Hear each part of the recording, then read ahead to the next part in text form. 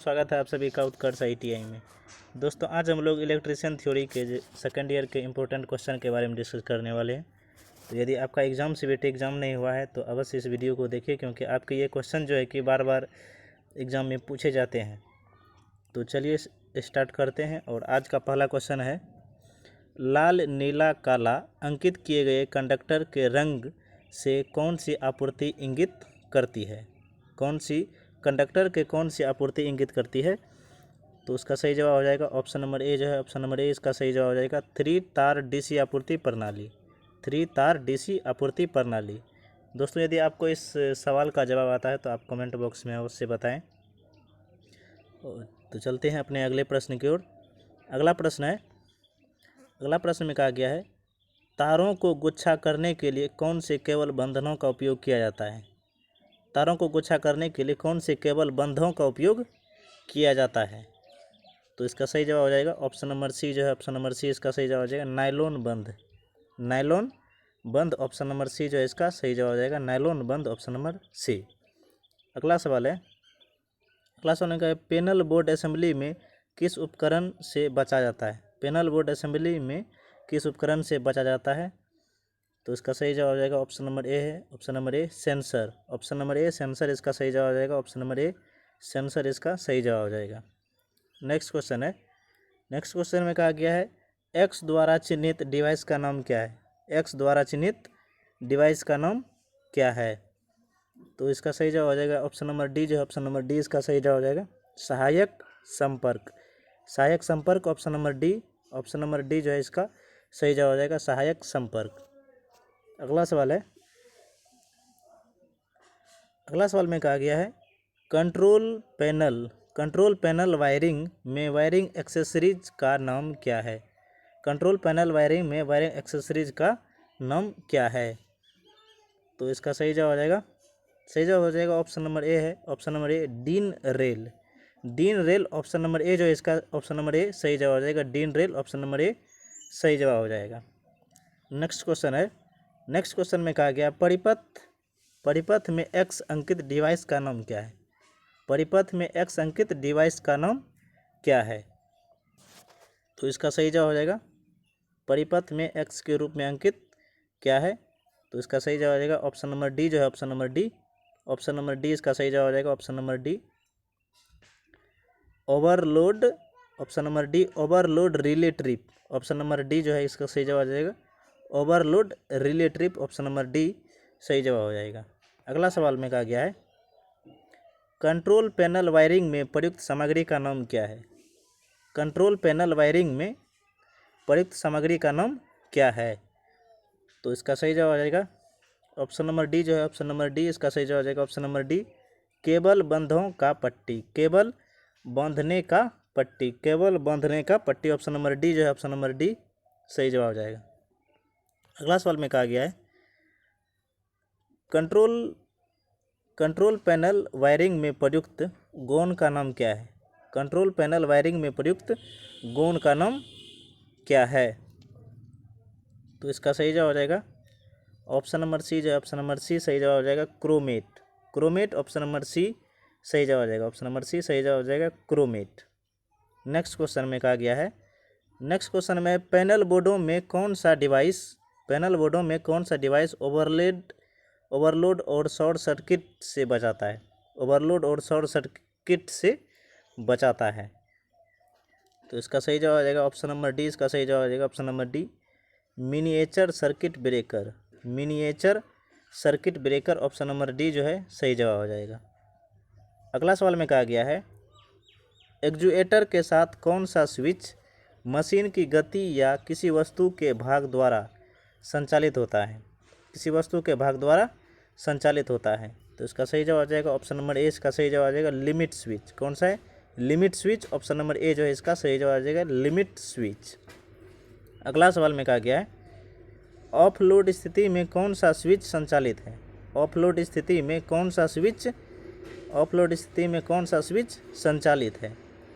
तो इसका सही जवाब हो जाएगा ऑप्शन नंबर बी जो है, option number B, option number B इसका सही जवाब हो जाएगा option number B isolating switch. Option number B सही जवाब हो जाएगा आइसोलेटिंग स्विच इसका सही जवाब हो जाएगा।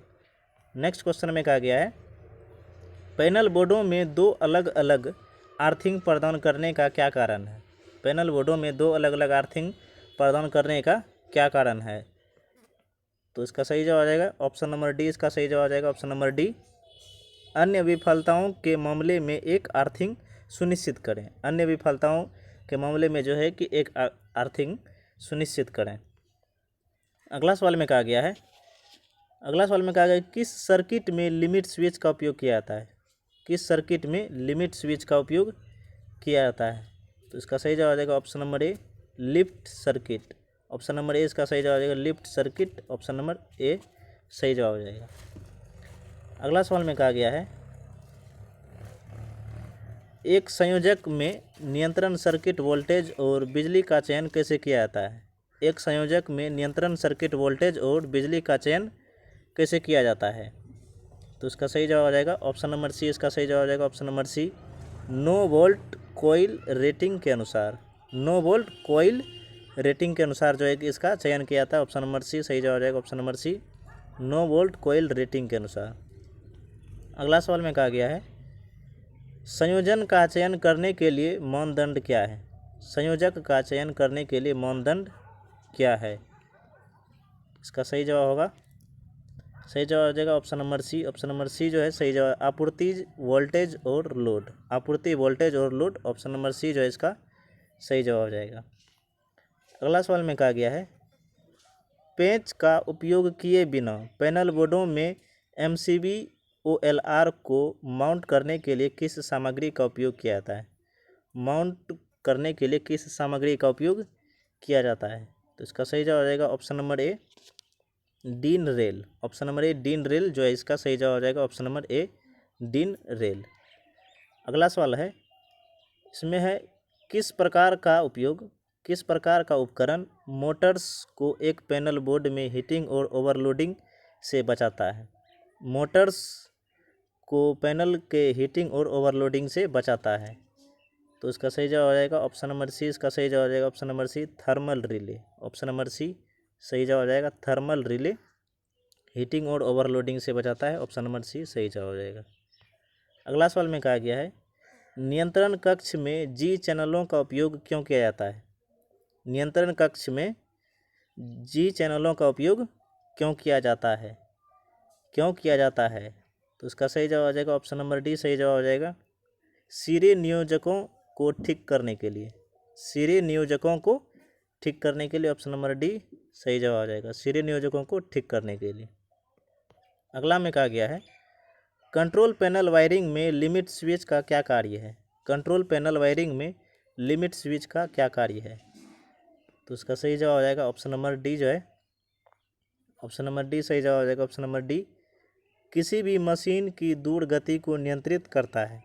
किसी भी मशीन की दूर गति को नियंत्रित करता है। ऑप्शन नंबर डी जो है इसका सही जवाब आ जाएगा। अगला है एसी प्रतिरोधक और प्रेरक भार को शुरू करने और रोकने के लिए किस संपर्ककर्ता का मानक कर्तव्य चक्र कोड से है। किसका कर्तव्य जो है कि चक्र कोड का कौन सा है। तो इसका सही जवाब आ जाएगा option number B. Option number B इसका सही जवाब आ जाएगा AC2 जो है ऑप्शन नंबर बी इसका सही जवाब आ जाएगा AC2। ऑप्शन नंबर बी सही जवाब आ जाएगा। अगला सवाल में है स्वचालित स्टार डेल्टा स्टार्टर के साथ संचालन के लिए संयोजकों के सही अनुक्रम का स्वचालन कौन सा है। सही अनुक्रम का संचालन कौन सा है। तो इसका सही जवाब आ जाएगा option number B. Option number B star main timer delta. Option number B जो है इसका सही जवाब हो जाएगा। ऑप्शन नंबर बी सही जवाब हो जाएगा स्टार मेन टाइमर डेल्टा सही जवाब हो जाएगा। अगला सवाल में कहा गया है नियंत्रण ट्रांसफार्मर के साथ नियंत्रण पट क्यों प्रदान किए जाते हैं। नियंत्रण ट्रांसफार्मर के साथ नियंत्रण पट क्यों प्रदान किए जाते हैं। तो इसका सही जवाब आ जाएगा ऑप्शन नंबर बी सहायक सर्किट संचालित करने के लिए। सहायक सर्किट संचालित करने के लिए ऑप्शन नंबर बी सही जवाब हो जाएगा।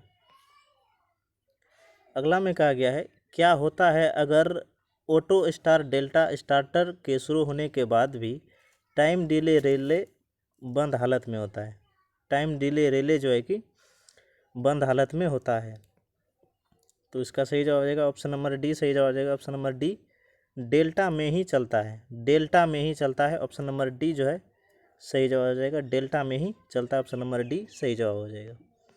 अगला में कहा गया है एक कंट्रोल पैनल वायरिंग में पीवीसी चैनल का उपयोग क्या है। एक कंट्रोल पैनल वायरिंग में पीवीसी चैनल का उपयोग क्या है। तो इसका सही जवाब आ जाएगा ऑप्शन नंबर सी बिजली के तारों और सुरक्षा के लिए रास्ता, बिजली के तारों और सुरक्षा के लिए रास्ता। ऑप्शन नंबर सी सही जवाब आ जाएगा। अगला सवाल में कहा गया है नियंत्रण पट में थर्मल ओवरलोड रिले का उद्देश्य क्या है। नियंत्रण पट में थर्मल ओवरलोड रिले का उद्देश्य क्या है। तो इसका सही जवाब हो जाएगा option number D. Option number D इसका सही जवाब है मोटर को ओवर हीटिंग और लोडिंग से बचाने के लिए, मोटर को ओवर हीटिंग और लोडिंग से बचाने के लिए। ऑप्शन नंबर डी सही जवाब आ जाएगा। अगला सवाल में कहा गया है औद्योगिक अनुप्रयोग में मोटर्स में अनुक्रमणिक नियंत्रण की आवश्यकता क्यों है। अनुक्रमणिक नियंत्रण की आवश्यकता क्यों है। तो इसका सही जवाब आ जाएगा ऑप्शन नंबर डी ऑपरेशन की सटीकता बढ़ाने के लिए, ऑपरेशन की सटीकता बढ़ाने के लिए। ऑप्शन नंबर डी जो है इसका सही जवाब आ जाएगा, ऑपरेशन की सटीकता बढ़ाने के लिए। ऑप्शन नंबर डी सही जवाब हो जाएगा। अगला में कहा गया है कि किस सामग्री का उपयोग खुले फ्रेम के द्वारा द्विधात्वीय समायोज्य थर्मोस्टेट संयोजकों को बनाने के लिए किया जाता है। थर्मोस्टेट संयोजकों को बनाने के लिए किया जाता है। तो उसका सही जवाब आ जाएगा ऑप्शन नंबर ए यानी चांदी। ऑप्शन नंबर ए इसका सही जवाब आ जाएगा चांदी। थर्मोस्टेट संयोजकों को बनाने के लिए चांदी का उपयोग किया जाता है। अगला सवाल में कहा गया है कंट्रोल पैनल वायरिंग में डीन रेल का उपयोग क्या है। कंट्रोल पैनल वायरिंग में डीन रेल का उपयोग क्या है। तो इसका सही जवाब होगा option number D. Option number D सही जवाब आ जाएगा स्क्रू के बिना नियंत्रण सामग्री लगाने के लिए, स्क्रू के बिना नियंत्रण सामग्री लगाने के लिए। ऑप्शन नंबर डी सही जवाब हो जाएगा। अगला सवाल में कहा गया है कौन सी डिवाइस अनुक्रमणिक नियंत्रण प्रणालियों में संचालन को नियंत्रित करती है। कौन सी डिवाइस अनुक्रमणिक नियंत्रण प्रणालियों में संचालन को नियंत्रित करती है। तो इसका सही जवाब आ जाएगा option number A timer. Option number A timer जो है इसका सही जवाब आ जाएगा ऑप्शन नंबर ए टाइमर। अगला सवाल में कहा गया है कौन सा डीसी लोड संपर्ककर्ताओं के DC4 मानक कर्तव्य चक्र द्वारा दर्शाया जाता है। DC4 मानक कर्तव्य चक्र द्वारा दर्शाया जाता है। तो उसका सही जवाब आ जाएगा option number C. Option number C इसका सही जवाब आ जाएगा श्रेणी मोटर की शुरुआत और रुकना, श्रेणी मोटर की शुरुआत और रुकना। धन्यवाद दोस्तों, मिलते हैं अगले किसी नए वीडियो में। तब तक के लिए जय हिंद, जय भारत।